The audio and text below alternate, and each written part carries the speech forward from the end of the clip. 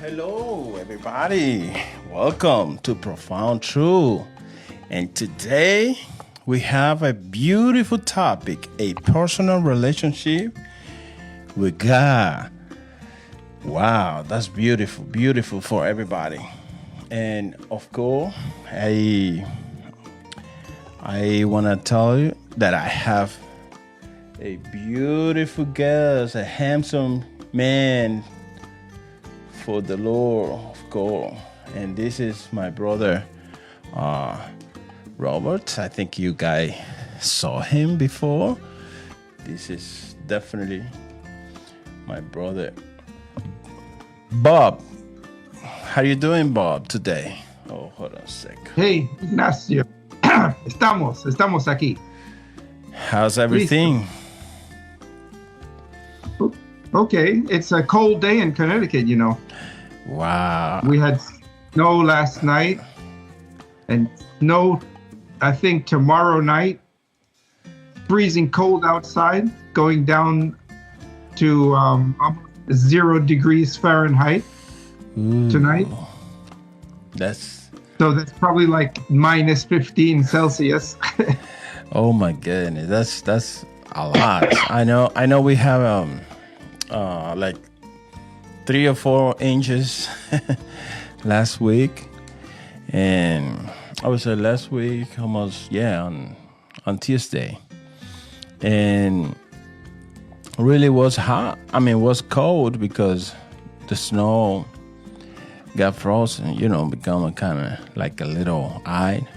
Even for the next day, we still have those, But definitely we are blessed. God, beside everything going on, God is still in control, and we are His child. We are His children, and we know that we have some beautiful place that He Himself went to prepare for us. And I love this episode because basically it was my brother Robert who came with this topic, with I would say almost everything. And I would love, Robert, that you really explained, and this is good because you already been teaching this particular topic, in different language, Spanish and English. And of course, we're gonna have you for tomorrow, episode 2, in the Spanish podcast that we have. And of course, I wanted to tell you, everybody, that my brother Ernie was not able to make it today. He usually is one of the co-hosts on Saturday, but we love you, brother, to you and your family. God bless you, and see you next episode. And before we start, we're gonna be praying and then diving into this amazing episode. I don't know, Robert, if you can address the prayer for us to start. Okay. Heavenly Father, we are thankful for the opportunity to be together across the miles, to share some ideas, to celebrate the personal relationship that we have with you. That seems almost illogical that we could have a personal relationship with an almighty God. However, it's what Jesus taught us was possible. And so guide our hearts, guide our thinking, guide our thoughts, and help us to grow spiritually in our relationship with you. In Jesus' name, amen. Amen, amen. This is good. This is good. Like I said, this is my brother, Robert. And just for you guys to know, he's been here in different episodes, And of course, we want everybody to understand that he also is a excellent counselor, Many years of experience in counseling. And of course, today we're going to explore this amazing topic, Robert. A personal relationship with Jesus or God. Robert, when you hear this topic, what has come to your head? Well, I have to say that that there was a basic idea that came to me through our Sunday school class, and I just we take turns at our church. The adults take turns teaching the class, and we have a lot of great discussion. It's a really nice class. But when each person teaches, they take the thoughts and they develop them in their own way. Wow. And this lesson talked about Nicodemus. When Jesus called Nicodemus by name, he said, "Hey, Nicodemus, come on down. I'm coming over to your house." And we can talk more about that in a bit, but that was a personal relationship. And as they talked about that, I thought, well, we have relationships with people too, with each other, and maybe a good way to understand our relationship with God is to make some comparisons to the types of relationships we have with people. Yeah. So I know that they can run from superficial to personal. They can sometimes be transactional. And we can talk a little bit about superficial relationships, transactional relationships. I think it's common to have a transactional relationship with God. Yeah. That was before I had my personal faith and my personal relationship with Jesus. I have to say it was quite transactional. If I needed something, I would ask God for it. God would give it to me or not, but we just kind of, you got my back, I got yours. Wasn't really a high quality communication. That's good. And it is interesting that you say that, Bob, because in today's episode we will be able to explore really what is a deep, intimate, personal relationship with God, and how really this concept is really being related, if it's a relationship just transitional or transactional, for benefits or whatever, and how from there we can dive into a really, really personal relationship to make it a deep relationship, not only just because I need Jesus or just because I need the Lord to save me or to give me this, but also because I have been influenced from Him to love Him, because He has already loved me. And man, I'm dying to hear in depth all these concepts of a personal relationship with Jesus. And I don't know if you have the Bible. Do you have a Bible right there with you that you can? Yes, I look things up right on my phone here. I like Bible Gateway. Okay. Gateway. Yeah, I like that one too. Definitely. And let read just a couple of verses that you have from Nicodemus, if you can, just for set up the theme, Okay. Nicodemus. Yeah. Zacchaeus. We're talking about Zacchaeus today. But before we talk about Zacchaeus, let's go back to, there's a psalm that's pretty amazing that talks about how personal God can be with us. And I suppose in some ways, if you're not brought up with the idea of having a personal relationship with God, it might seem kind of foreign, the idea of of God being interested in like one particular person, with all the wars going on around the world and all of the political problems, and all of the problems in the world. Why would God have a personal relationship with me? And how could that even be possible? Why should He be talking to me when He's got more important people to talk to? I know. But this is what the psalm says. It's a pretty amazing psalm. It's Psalm 139. It's a psalm of David. And David wrote, "You have searched me, Lord, and you know me. You know when I sit and when I rise. You perceive my thoughts from afar. You discern my going out and my lying down. You are familiar with all my ways. Before a word is on my tongue, you, Lord, know it completely. You hem me in behind and before, and you lay your hand on me. Such knowledge is too wonderful for me, too lofty for me to. Where can I go from your spirit? Where can I flee from your presence? If I go up to the heavens, you are there. If I make my bed in the depths, you are there. If I rise on the wings of the dawn, if I settle on the far side of the sea, even there your hand will guide me. Your right hand will hold me fast. If I say, surely the darkness will hide me, and the light become night around me, even the darkness will not be dark to you.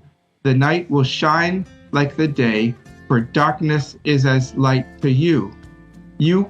For you created my inmost being. You knit me together in my mother's womb.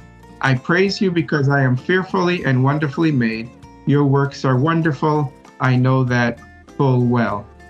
So, I thought it's nice to start with that Psalm 139, because it talks about God knitting us in our mother's womb, really knowing us from the time of our conception, knowing us, and not being able to flee from his presence.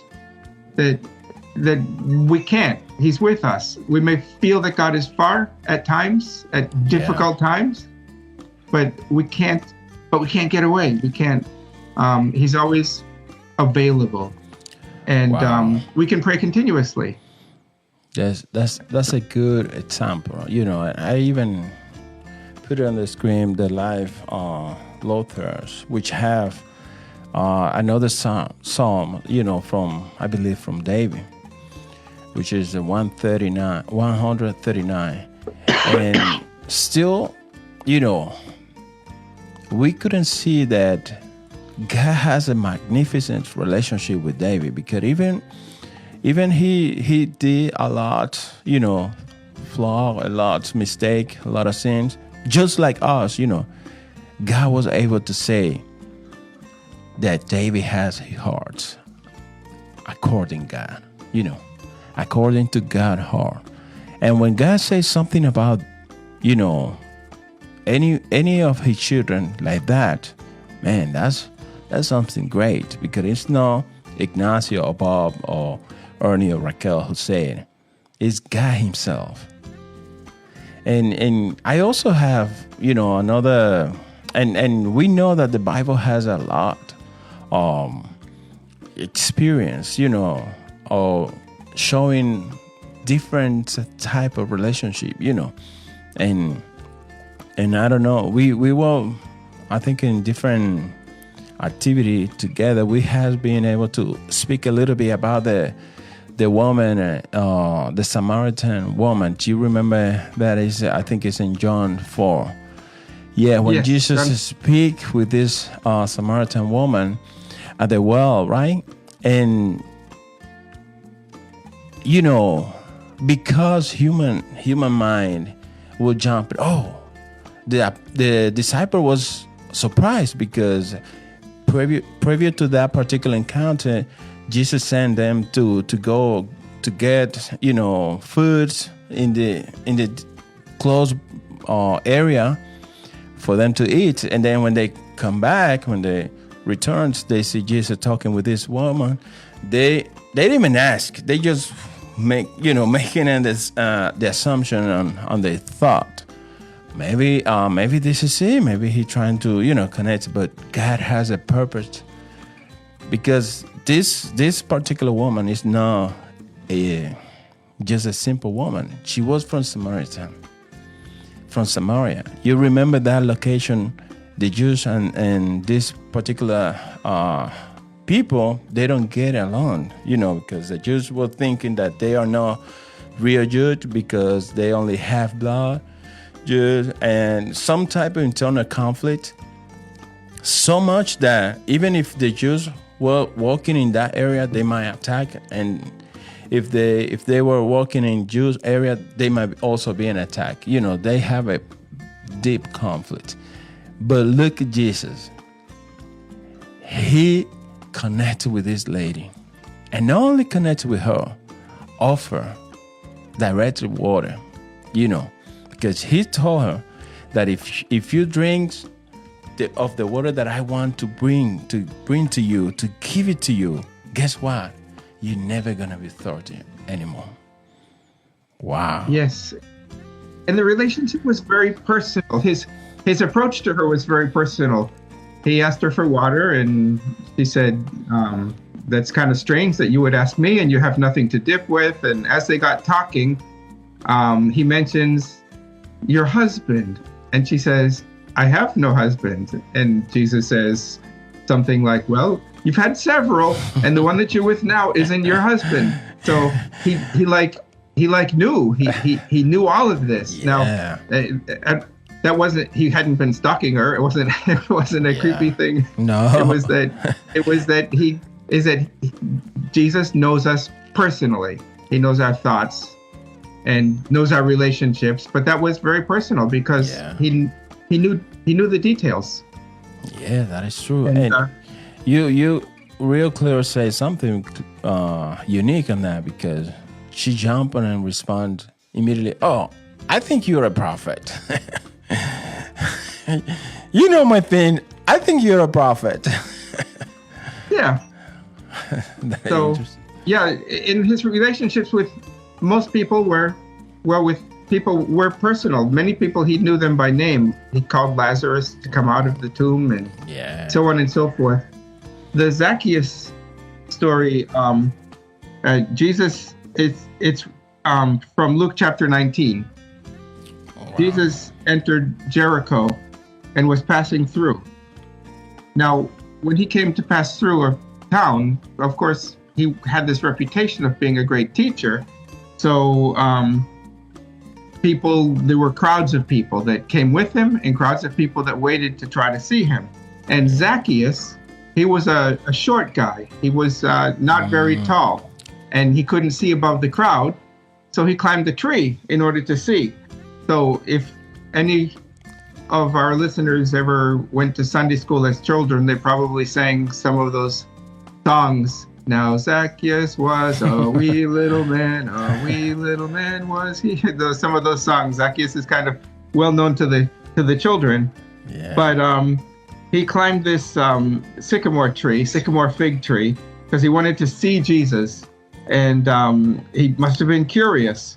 But as soon as Jesus got close, he says, "Hey, Zacchaeus, come down immediately, because today I'm going to stay at your house today."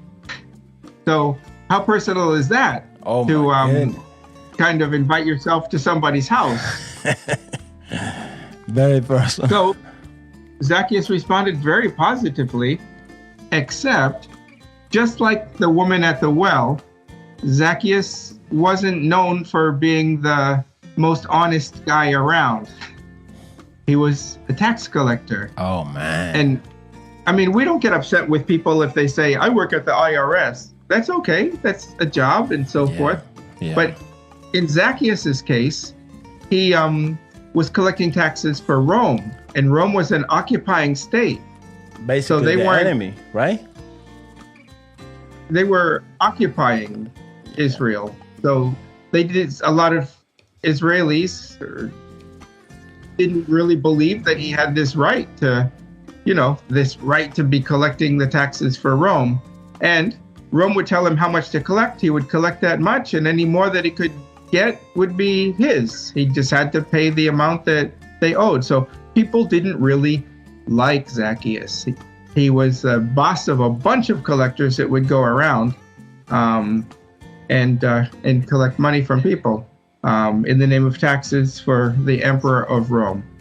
So he wasn't a popular guy, and he was exactly the one that Jesus went to find and to stay at his house. So I guess we could say that Jesus not only wants a personal relationship with us, but he wants a personal relationship with folks that you wouldn't think.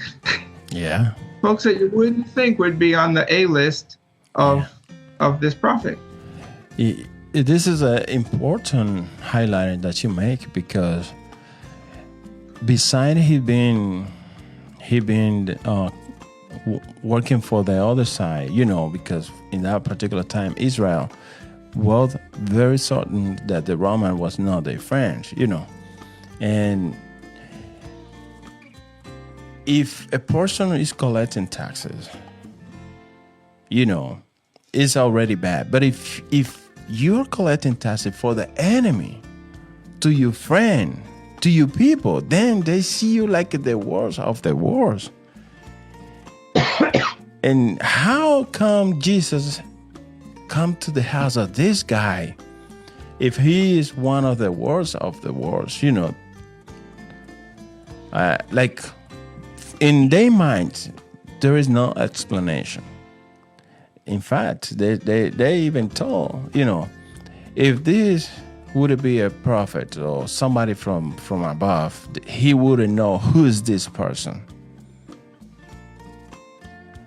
Like my relationship. In other words, I see this and help me understand if could be a way. But the way that they were looking at a relationship with God in that particular instance was, if that person is bad, you had to punish that person because this is not a good person for God being looking for that person, right? What do you think? Yeah, the people were mad. They said, hey, they even wanted to punish Jesus for taking an interest in him. They said, they muttered, they mumbled, they said, like, who is this guy that he's going to eat with sinners and he's going to hang out with the likes of this? Yeah. I guess we can think a little bit about, I don't want to get too far from our relationship with God, but it's our relationship with each other too. Like you think about a person who walks into church on a Sunday morning and nobody knows him, but he's kind of smells of alcohol, or he smells of marijuana smoke, or he kind of doesn't have a good manner, or he keeps mumbling to himself. And so the model of Jesus, of course, is to take this person even closer, because we have to show them the possibility of a personal relationship. Wow. It's like a first step is how Christians treat other people. So that's kind of a little side thing, but it's interesting that if Jesus hung out with the Samaritan woman and Zacchaeus, the tax collector, and many other examples, then we should be open to every person that walks through the doors of our church, open to forming some kind of a bond, getting to know their name, asking them some things about how it's going, and being legitimately interested. Yeah. And Bob, I love that the fact that Jesus' interaction with the woman, with almost every people that he met on his way, on his journey, is an example of a personal relationship, that we really can see that Jesus meets these people and spoke to them directly, what they are. Because sometimes like, and a very particular observation from the woman of the well, the Samaritan woman, you notice that she went at noon to get water.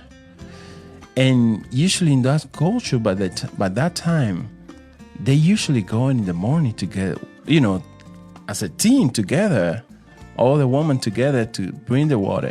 But this particular one, she was so broken heart, seeking a relationship amongst other men, probably looking for somebody to love her, for real, for once in her life, looking for that personal relationship, But because she was so ashamed that maybe people looking at her like the worst of the worst, Right, she kind of avoiding those people that mumbled about her by going when no one else was there.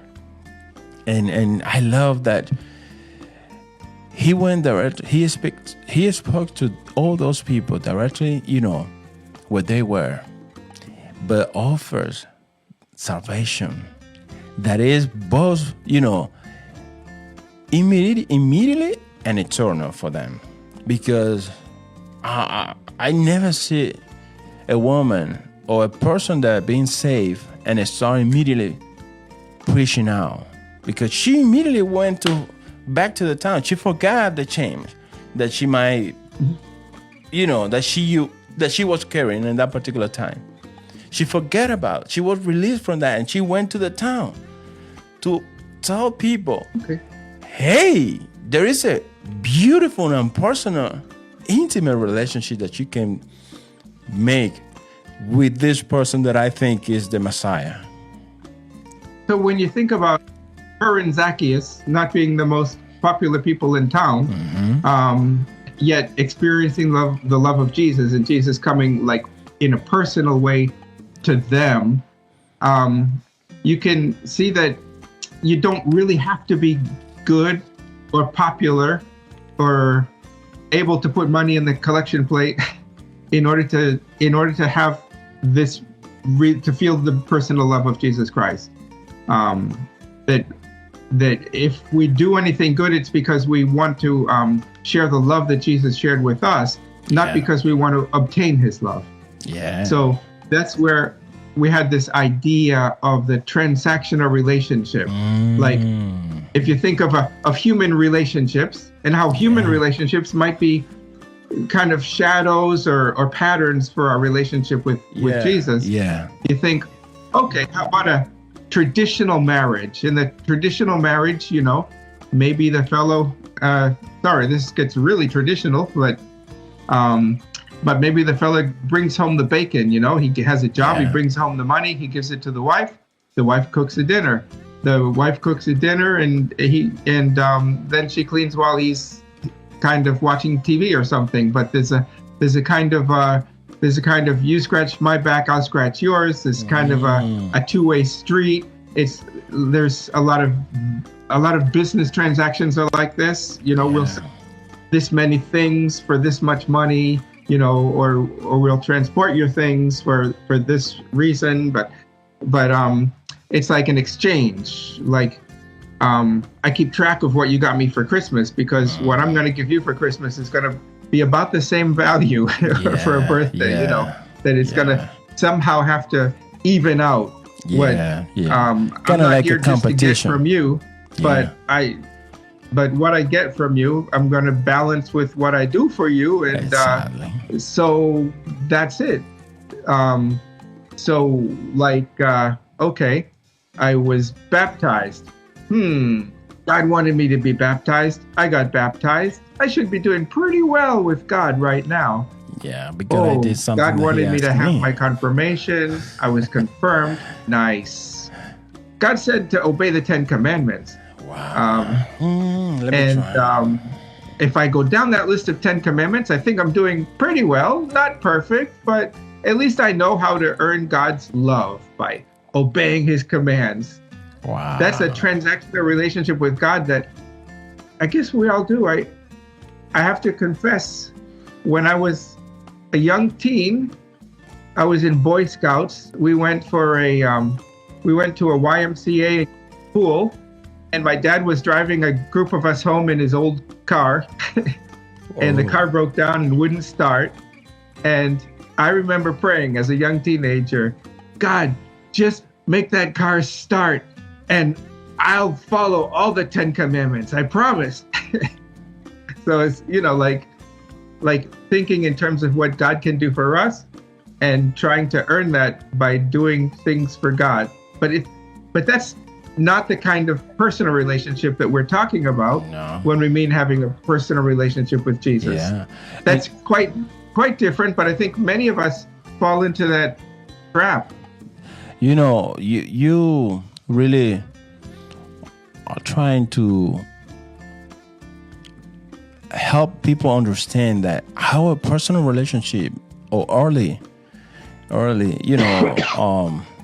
would say our human relationship can be reflected on what is the type of relationship that we have with God, and mimic, because we know that in Hebrews said that the things that has been created in this world we're made of the things that cannot be seen, but are real. And definitely a lot of things that we have today here are a shadow of what is really the magnificent, ultimate relationship that God is seeking from us, And in that sense, I want you to help me understand, because yes, there are fake relationships between human, and these relationships that appear to be genuine, but lack of them. Because superficial relationships. Yeah, definitely. I know you take 2 sugars in your coffee. If I'm going to make you a coffee, I'll put in the 2 sugars because I know this about you. But it's not, but I don't really know what keeps you up at night, what makes you worried, what you really like to do, what your aspirations and your hopes and dreams are. That's now moving into a more personal than superficial relationship. With God, I think a personal relationship, and you'll have your own ideas.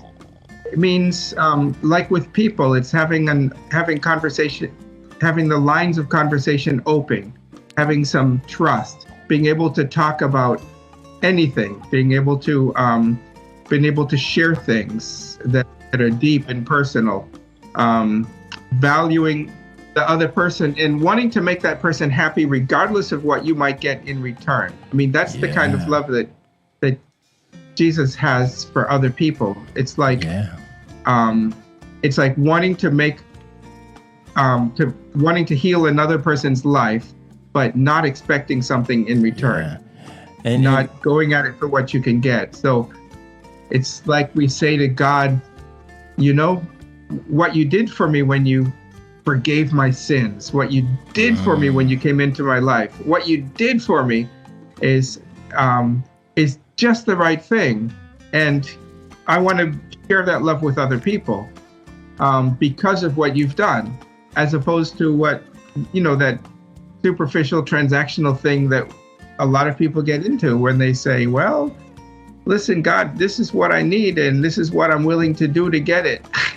Yeah. You remind me you remember when we were I think it's Carissa Spring, that you were talking about the Samaritan, the robber, the person that was robbed by the gang, and then the Samaritan did something good for that person. And by you describing how Jesus wanted a type of relationship with us, or the way that he showed off, was unconditional. Like I'm doing something for you without expecting something back. And by looking this Samaritan, he did so much for that person without even knowing it, and without expecting that person to pay him, And definitely this is the relationship. The guy would took him to the hospital, and he paid the hospital bill. And anyone else might have said, "Listen, I got you covered this time, but when you get back on your feet, maybe you could give it back or something." Instead, he said to the doctor, he said, "If there's anything else that he needs, give it to him, and I'll be back, and I'll cover that too." So. Wow. So instead of asking for something back, he offered to cover it into the future, to to collect. It's Jesus' love, and it's sharing that relationships.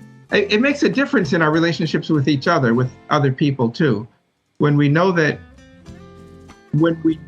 way that Jesus loves us, and we experience that, then we're able to share that love with other people, because it's easy to go through the day feeling resentful, a little bit angry, a little bit upset with the way other people treat us, and so on and so forth. And we can go through the whole day being mad or feeling cheated. Yeah, that is true. But instead, with a personal relationship with Jesus, we can go through the day thinking about the way that Jesus would would treat these very people that are maybe making us angry, and we can fill our hearts with love instead, remembering what he did for us. Yeah. And it is interesting, you definitely explained what is a superficial relationship where basic likes and dislike are known, right? But the connection really doesn't go much deeper. This is really what you explained. But what would it be like a transitional relationship, Bob? Transactional? Yeah, transactional. Yeah. That was when you expect something in return, or you act on somebody in order to get what you want from them. So you transact. It's a series of transactions. I do this for you, you do that for me. Wow. And I think that's one of the immature relationships that people have with God, when they don't really think much about God until they get sick or can't pay the rent, and then they reach out to God. Hey, I need something, and then they go to church the next Sunday because, after all, that might improve their chances a little bit of getting what they need, or something like that. Wow. And it's not like a person who's on his deathbed, who's never been religious, shouldn't reach out to God. God will be there. Yeah. God will be there for that person, but it's just a shame that they go through so many years without. And Bob, yeah. we might think, what are you talking about, this type of relationship? But in some point, I would say that almost everybody has been able to use this type of relationship, a transactional relationship. Lord, I'm doing this because I'm expecting this, Lord. And sometimes those type of relationship, when you don't see the results, when you don't see what you are expecting to receive, or to get, then you go deep down, like you said, you know what, I thought that I have a relationship with God, but now I don't see He respond to my need. And then your relationship start going even down than what it was supposed to be, because we are just using a transactional relationship with God. Transactional relationship with God. And, this type of relationship is just, like you say, these are give and take relationship where each party expects something in return. Now, however, God doesn't want us to have this type of relationship. What would it be a beautiful and personal relationship that God expects from us, Bob, that you might have? Well, I don't experience this all the time, but I aspire to this and work hard at it. If you're at prayer with God, really take the time to meditate and to pray, then the Holy Spirit quite often will guide you. Now, sometimes you hear someone in church say that they received a message from the Spirit. They really felt like they needed to reach out to another individual and give them some love, or they needed to make a change in their own life, but they felt as though God had spoken to them.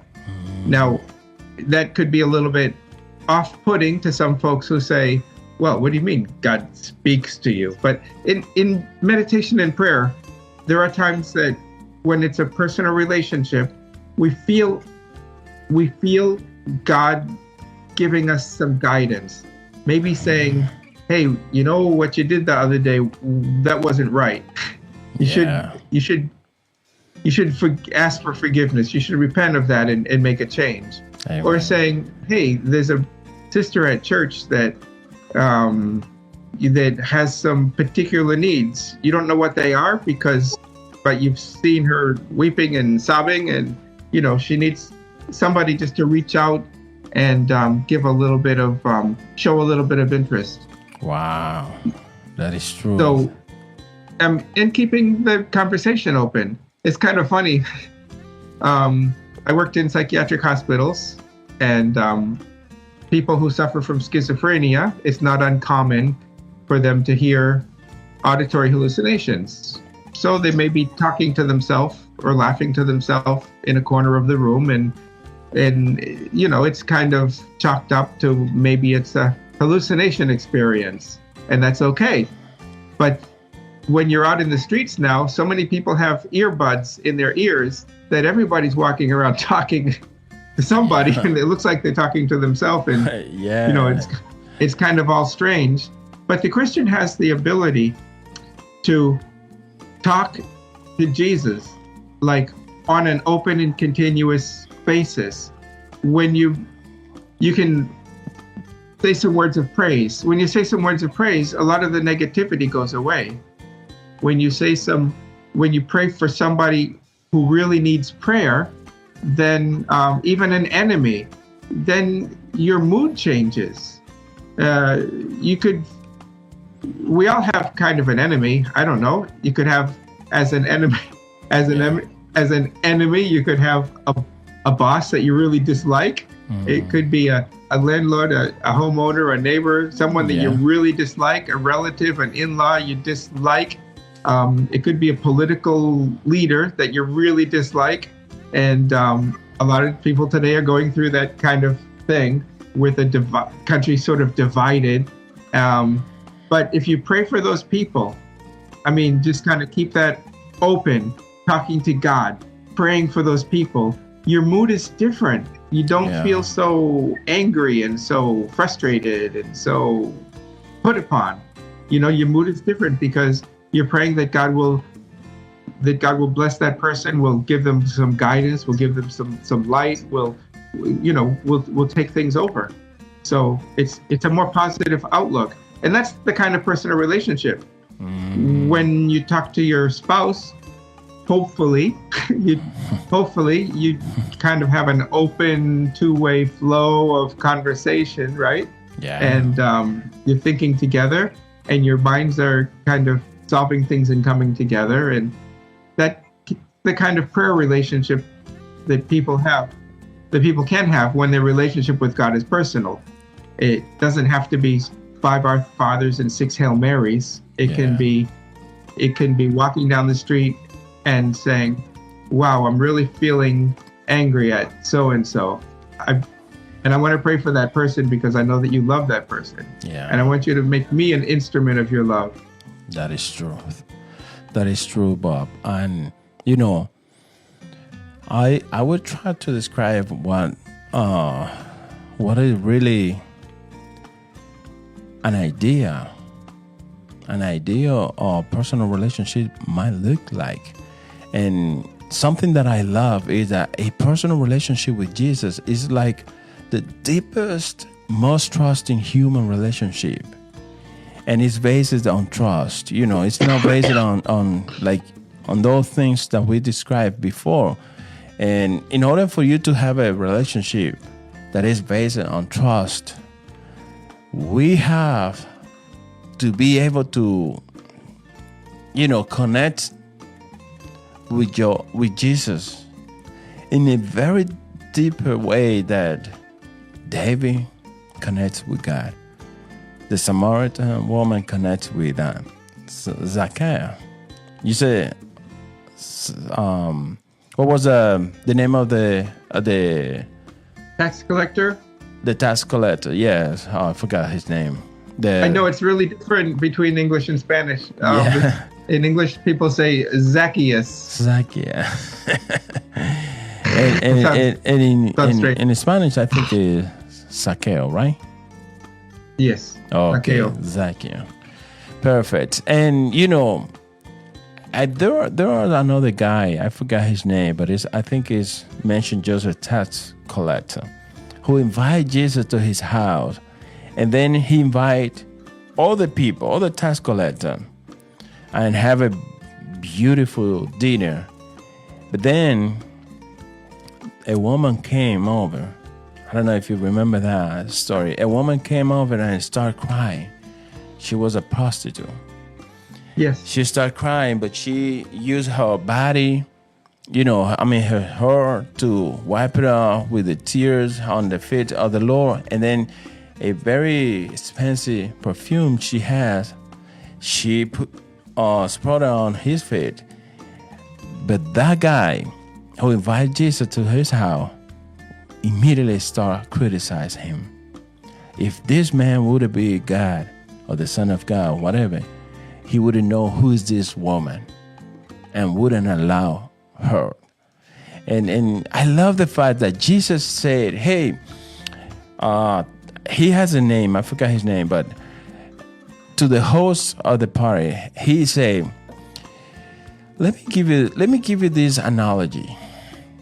Who do you think is forgive most or will be more appreciated about the forgiveness? A man that has, I would say, 100 denarii that owe to his landlord, whoever it might be. I'm just paraphrasing. Mm-hmm.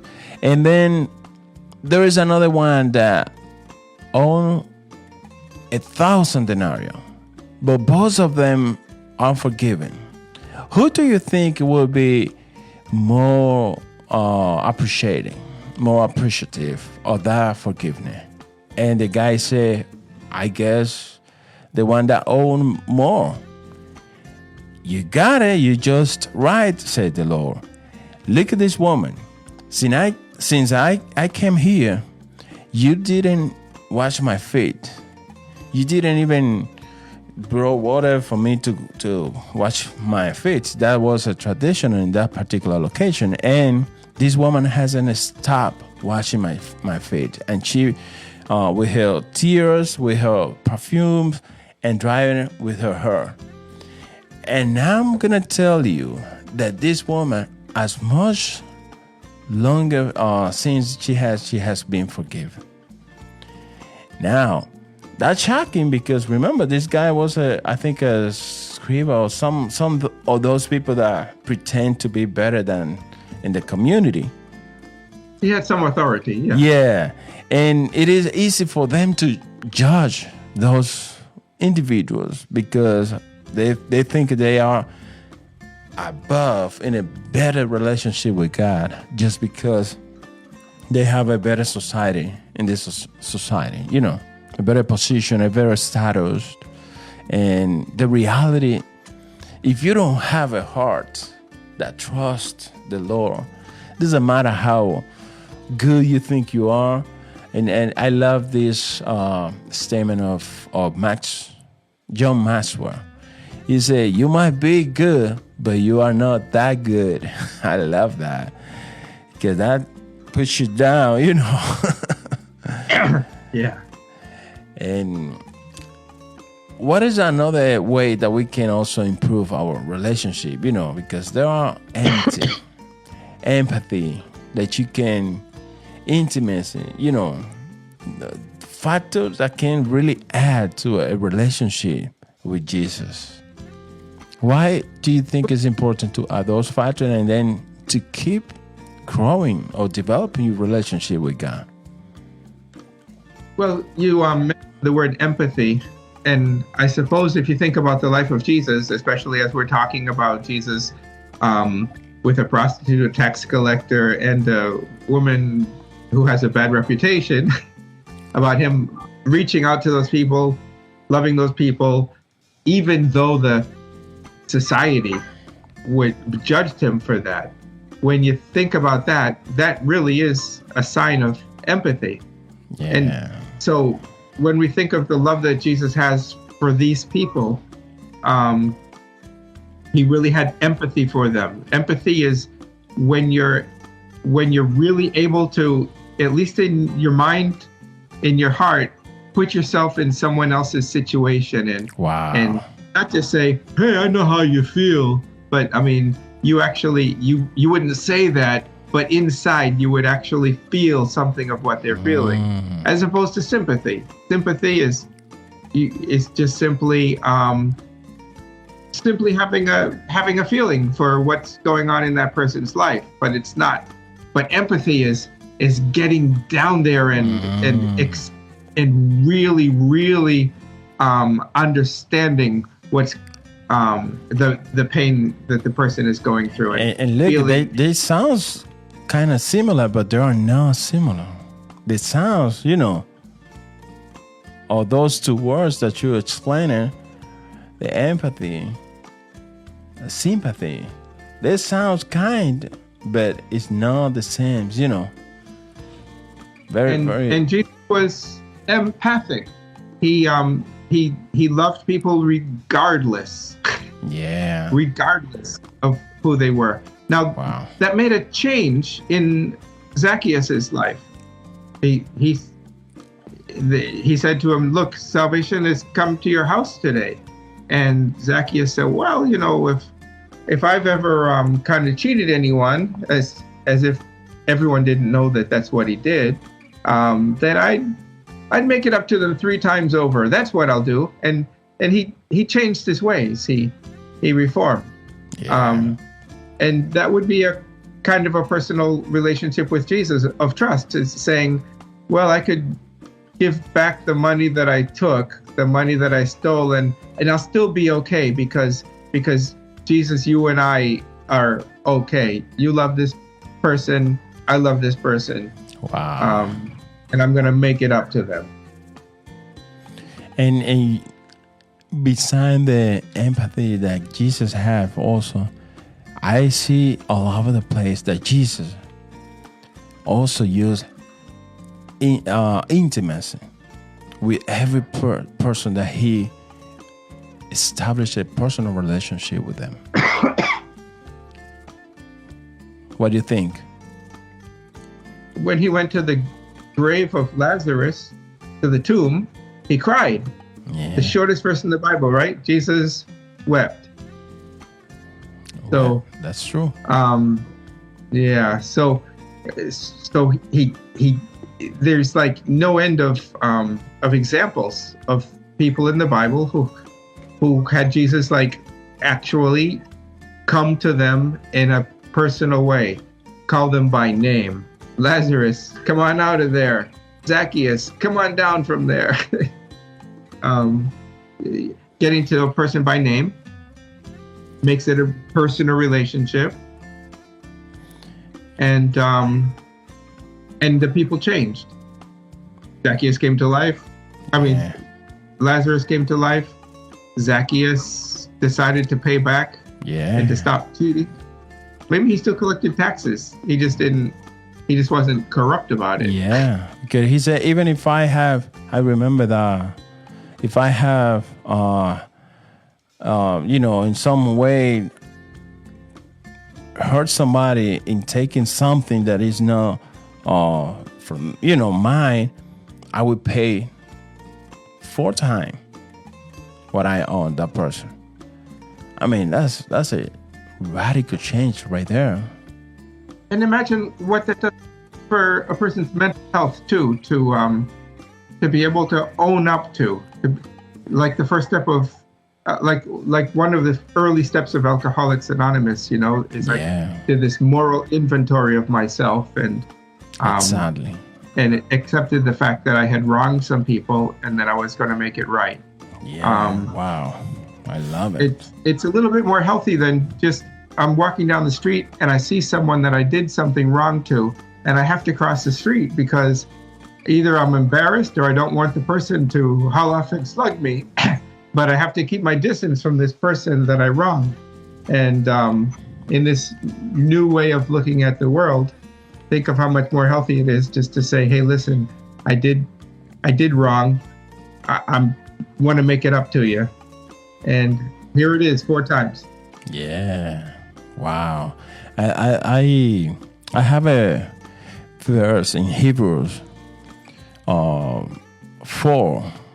that I think is so amazing. It's of course, in this particular between Hebrews 4 verse 15 and 16, the Bible reminds us, that Jesus empathized with our weakness. But verse 16, I love this because it said, let us therefore come boldly to the throne of grace, that we might obtain mercy and find grace to help in a time of need. Wow, this is really powerful, because we know that sometimes we has been exposed, what is a fake relationship might be, and then we think that's the concept for us to have a really real intimate relationship. And we also might have been exposed to a fraudulent relationship, or a beneficial relationship. And that's the concept that we might know, and when we approach to any spouse, that's the relationship that we present, because that's what we know. But today, in this particular episode, we want you guys to understand that how you can really establish a personal relationship with Jesus in a way that is not a relationship that exchange something. If I need something, I'm going to ask you something. Like you were saying, Bob, that if somebody pray like, okay, God, today I need to pay my bills, so I'm going in this mode, intimate mode, until I get my prayer response, But once I don't have those needs, then I go in superficial relationship mode.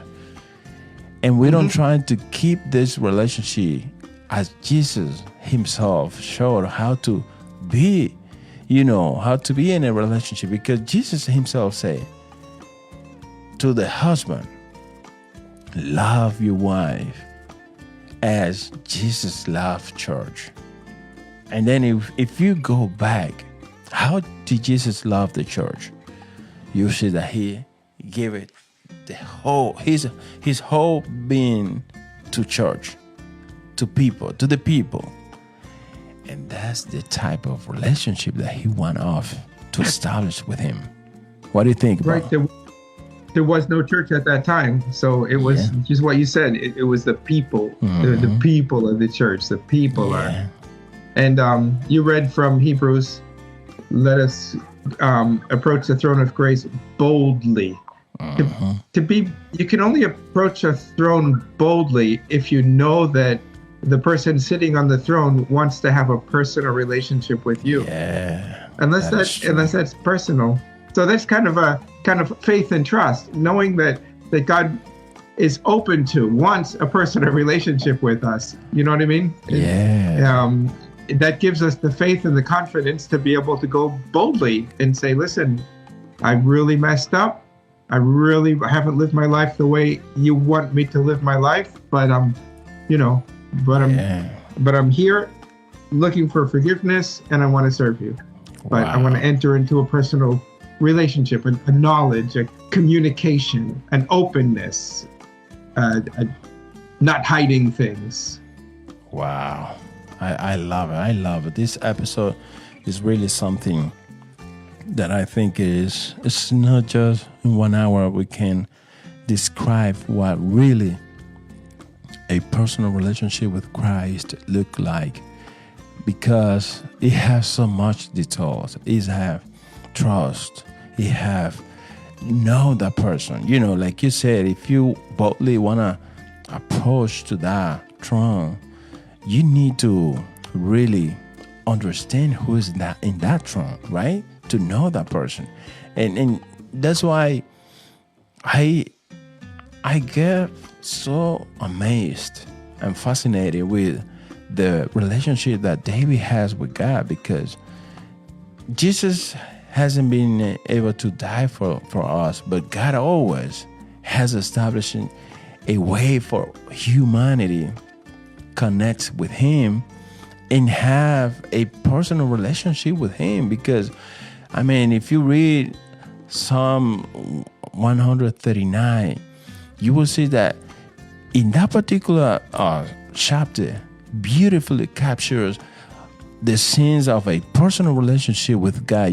David speak of God all in compassionate presence and knowledge for us. Like really, really, even from our mother womb, he say, or in this particular psalm, say, reassurance that we already being separated for the purpose of the Lord. And we being, like Jeremiah also was sometime trying to stop carrying this message from the Lord. And he said, I was trying to try, but there was something inside of me that was this fire of the Lord that was breaking him out, that he have to continue talking. When you have really a foundation or a solid founded relationship with God, there is nothing that can break it. Because even when you're going from the difficult time, you can say, Lord, I know you are with me. Because we just mentioned a few, but once Jesus died and resurrected, those apostles became with a beautiful, strong relationship with God that even they didn't care about if they die or live. And a personal relationship with Jesus is not just, like you said, a convenient moment or transactional relationship. You have to be all the way. Whether you are in abundant times, maybe you are in lack of abundance, or it doesn't matter what is your current situation. With your personal relationship with God, have to be all in trust, in love, continually feeding it, to grow even bigger and bigger. Wow. But what is last thoughts that you want to share about this personal relationship with God before we move? But whoever want to continue hearing this, we inviting you for tomorrow episode, which is going to be on Spanish. But if not, we have to bring Bob again to really go in deep on all the type of relationship, that we might be experimenting. Well, last thoughts. Not so sure, but but I remember, but I have been excited about this concept of the personal relationship since kind of having some of those thoughts around relationships that people have with one another. Like you and I, we became friends in a work situation, but it became a personal relationship. There were a lot of people that we knew on the job. We could call them by name. We could maybe sit down and have lunch with them, but we could say, you want to go for a walk around the track or whatever. But we achieved something that was a little bit different than that, because we developed a trust that we'd be able to share things. And to feel safe and to communicate. Definitely. There are some people that you certainly don't want to tell your secrets to. That's for sure. That is true. That has to be a very special relationship if you're gonna talk about your deepest feelings and not find out that the boss found out and now wants to demote you because whatever, So I think that idea of comparing human relationships to the relationship with God.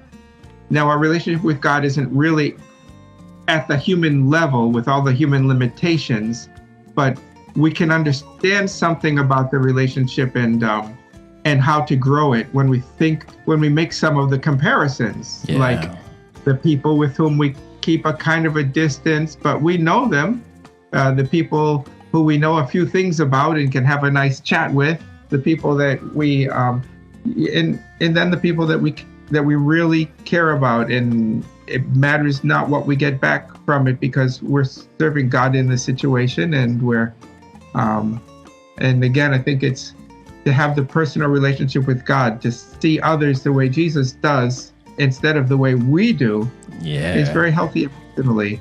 That You is don't have to true. go through the day angry at a person who did you wrong. Yeah. They did you wrong. That's kind of on them, and you can still love them, pray for them, and wish the best for them, because that's how Jesus feels about them.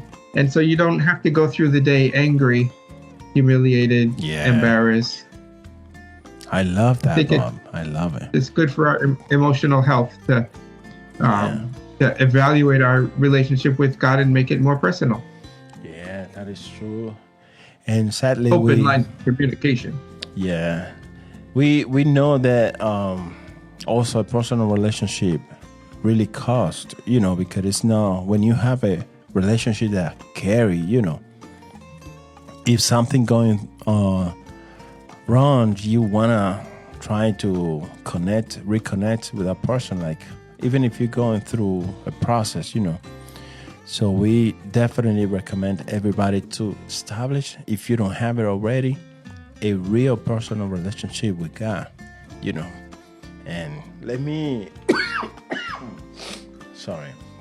let me invite everybody to go to the church, tomorrow, fellowship. You can connect with the app, download the app, and that way you will be able to connect with the fellowship. Also the website, which is the fellowship, the T for Texas and then C for city.com, fellowshiptc.com, and you will be able to connect. We have 3 different services at 8, 15 in the morning, 10 a.m. and 11:45. 3 different services on Sunday for your convenience, And our address is 2222 North Highway 106, Texas City. And then our zip code is 77590. Have a cool one, brother. We really want you to join it. Oh, also, if you have a church, if you live in Connecticut, but what church you recommend over there? Well, I don't really recommend churches because the importance of those personal relationships, right? Yeah. You go where you can feel comfortable and you feel God's Spirit moving, and you don't be afraid to try things out. There's a lady. I like that. A wonderful lady that comes to our church. It's a Salvation Army church. And a lot of people say, I didn't know the Salvation Army was a church. But you go to any Salvation Army place on a Sunday and go to church and be kind of pleasantly surprised. It's a little bit like the Methodists in some ways. But there's a lady that comes, and she had gone to a half a dozen churches in the neighborhood because she had to walk from her apartment to the church on Sundays.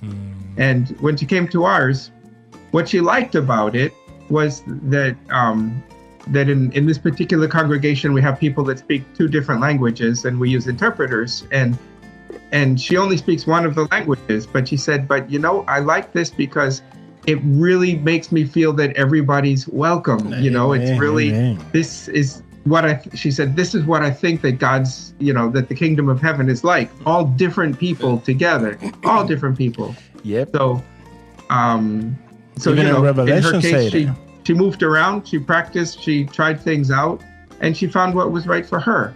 So everyone has to, get the courage up to try lots of places until they find something that's comfortable and helps them to grow and challenges them into the personal relationship with God. Yeah, that is true, Bob. You remind me that in Revelation, John say, Lord, who's all these people from different language? And those are the one who has conquered of the great tribulation, And you that kind of like a similar in our church, we have also Spanish speaking, even people that only speak Spanish, and also people that speak English. And we also have the service, to translate real time, because it's not, let it do like Spanish services when you segregate one group from another. No, we are all together, and you're going to be part of this particular group, it's amazing what God has been doing in the church, And just like Bob said, look for the church that share the Lord, that you feel really that you are growing in a personal relationship with God, because you can, I know it's personal, but also when the Bible said, don't stop from having meeting at church, because that's going to help you, because our personal relationship with God also is a very shadow from our personal relationship with friend and brother and sister, in Christ. So thank you, Bob, for this opportunity to be with us, to definitely illustrate our... Yeah. You're in the warm weather. I'm in the cold weather. Yeah. We were like, I was in the... Right now, it might be a little bit, getting a little bit shitty. I think I heard that next week we're going to have a very, very deep cold weather. But I know you have a lot of snow for a while, Yeah, they say we're going to have a very warm day this week. It's going to go up to 40 degrees on Tuesday. Wow. And we are still going to continue, I think in this month, maybe a few couple of days, we might have another snow coming over here, But the snow from here is never similar from your side, because over here is maximum maybe 5 inches and go quickly, And this is because most of the time it become like just water, But thank you so much, Bob, for this blessing, My pleasure. And good to see you. And tomorrow night, I guess around the same time, we'll do this in Spanish. Yes, yeah. Well, a little bit early, but because it's at 6 from Standard Central Time, which is for you a little bit, maybe at 7, right? Yeah. Because you have 1 hour ahead. All right. Okay. Thank you, everybody, for tuning in with us. And we invite you to the next episode Saturday. Thank you and God bless you. Bye-bye. Good night.